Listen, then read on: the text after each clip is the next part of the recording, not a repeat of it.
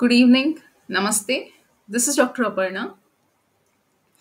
I am an Ayurvedic neuropsychotherapist, a passionate Ayurveda, psychotherapy, neuroscience, and Bhagavad-Gita infopreneur, an integrative Ayurvedist, a medical writer, and today's topic of discussion is really, intriguing and one of my favorite topics because it actually talks about when Ayurveda is concerned, everybody asks about evidence. Is Ayurveda evidence based? Yes, Ayurveda is evidence based, and it can complement modern medicine or any system of medicine which involves modern mechanisms. So today we are discussing on Ayurveda's influence on epigenetics. So, before discussing on Ayurveda's role in epigenetics, you all might be wondering what is epigenetics?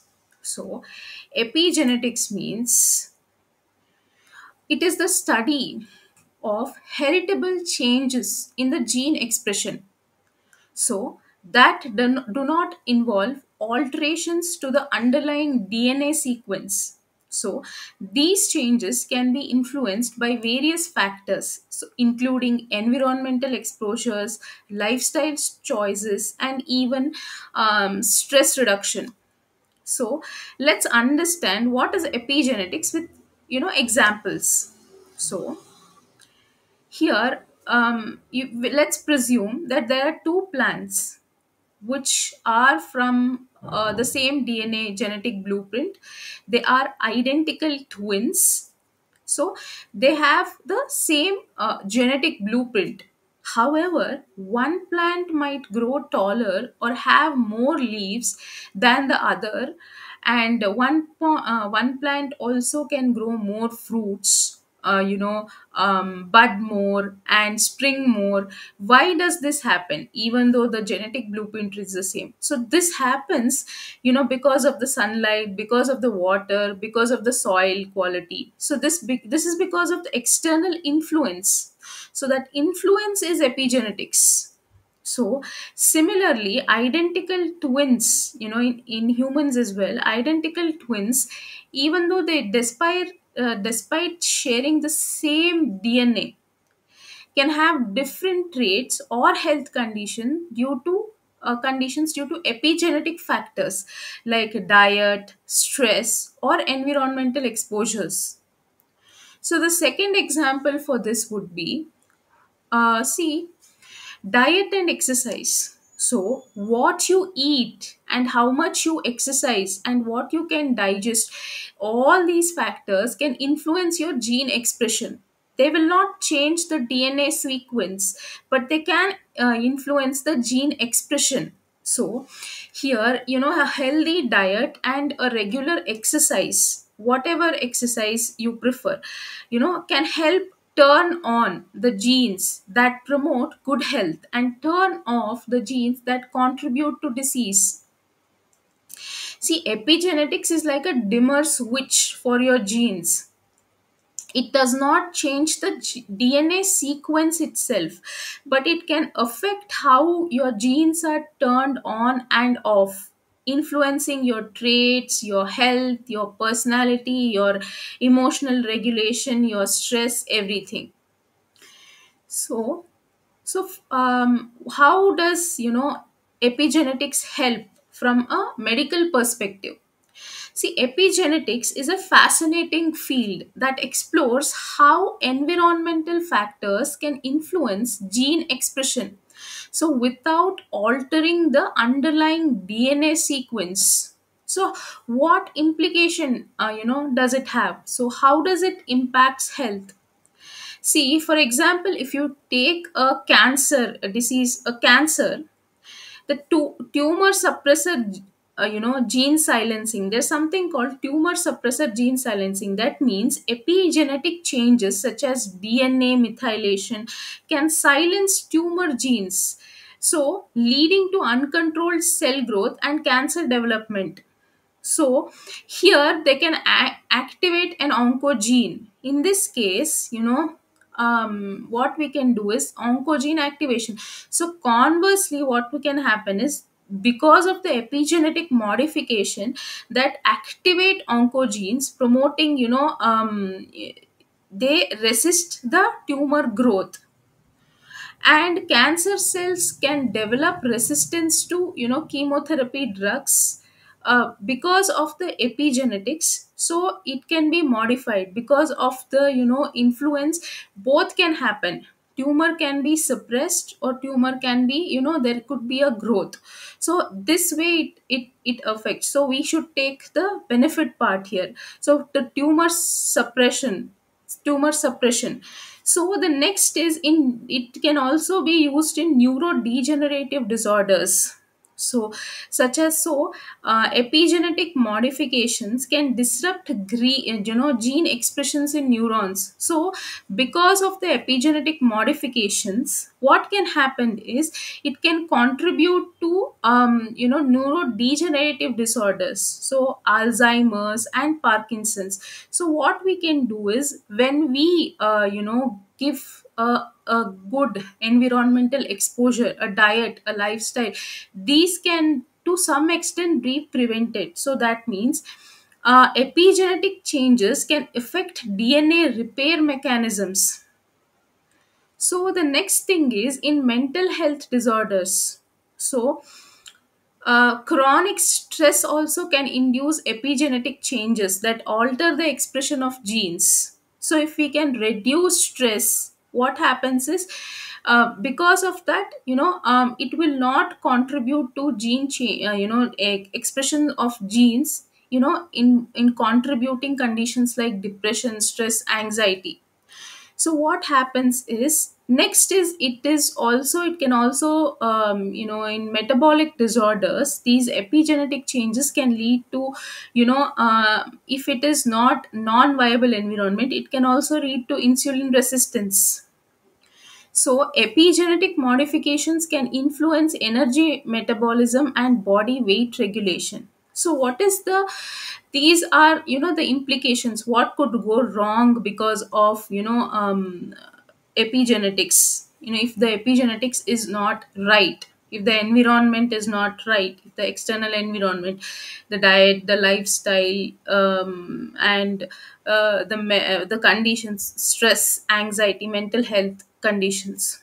So now we are coming into potential benefits of epigenetics. So when the environment is right, it is helpful in disease prevention and treatment. So by understanding the role of epigenetics in disease development, so we can identify, individuals at risk and develop targeted prevention strategies. So epigenetic therapy, such as drugs that target epigenetic modifications, have the potential to treat a wide variety of diseases. Next is personalized medicine. So epigenetic profiling can help, tailor the treatment plans to individual patients, to customize, so maximizing efficacy and minimizing the side effects. Next is a research on aging. So, studying epigenetic changes associated with aging can provide insights into the aging process and potential intervention to slow it down. So, here in conclusion, epigenetics, what it does is, it offers a new perspective on the complex interplay between the genes and the environment. It is a connection between the genes and the environment, or the interplay, complex interplay between our genes and the environment. So, by understanding these mechanisms of epigenetic regulation, we can what happens is, we can it can be helpful in preventing and treating diseases, ultimately improving human health and well-being. So how does Ayurveda play a role here?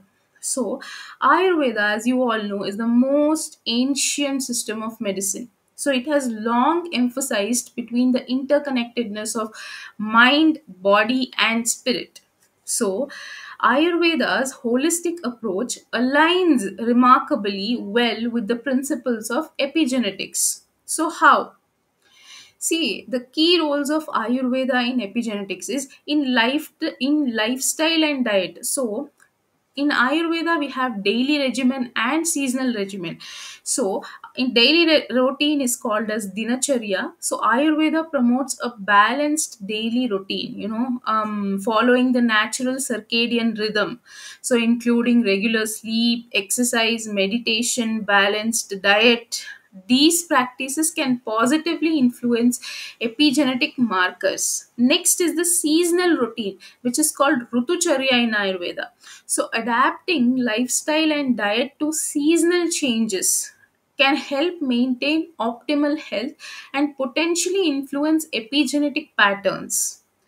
Next is the most important, which is the ahara, the diet. So Ayurveda emphasizes a balanced diet, including fresh, foods, organic foods, specific dietary recommendations. It is customized to a different, for an individual according to his prakriti, according to the dosha manifestation. So all these can also impact epigenetic modifications. So the next thing is which impacts is herbs and herbal preparations. So rasayana, the rejuvenative herbs, however it is pronounced. So Ayurvedic herbs like amla, ashwagandha, brahmi, and etc. etc. There are many herbs, which possess potential epigenetic properties, so they can modulate gene expression and promote overall well-being. The next thing is herbal formulations. So when we talk of herbal formulations, so complex herbal formulations or herbo-mineral formulations which are customized to individual needs, that can target specific epigenetic mechanisms. So the next thing is yoga and meditation. So, regular yoga practice can reduce stress, improve mental health, and positively influence epigenetic markers. So, the next thing is meditation. So, mindfulness practices such as meditation, mantra meditation can help regulate stress hormones and promote epigenetic changes associated with relaxation and well being. Next is Panchakarma. Panchakarma are five purificatory therapies which are mentioned, in Ayurveda. So they're also called as detoxification therapy sometimes. So including not the detox fats, but this is the five proven purification therapies. So, Panchakarma therapies, including detoxification and rejuvenation, treatments, can help eliminate the toxins and promote cellular health. So, this also potentially influences epigenetic processes. Next is most important thing, we have discussed this, which is called as Garbha Samskara. Garbha Samskara is, the Garbha Samskara plays a huge role in epigenetics. So Garbha Samskara, as per Ayurveda, involves a comprehensive approach to prenatal care. So, focusing on physical, mental, and spiritual well being of both the mother and the developing fetus. So, what happens is this practice aims to create a harmonious environment for the fetus, promoting optimal development and laying the foundation for healthy child. And we can also prevent many anomalies or neuro developmental disorders in children because of correct Garbha Samskara. See, we will discuss the components, of Garbha Samskara and how Garbha Samskara plays a role in the next session. So we'll continue Ayurveda's influence on epigenetics through Garbha Samskara in the next session.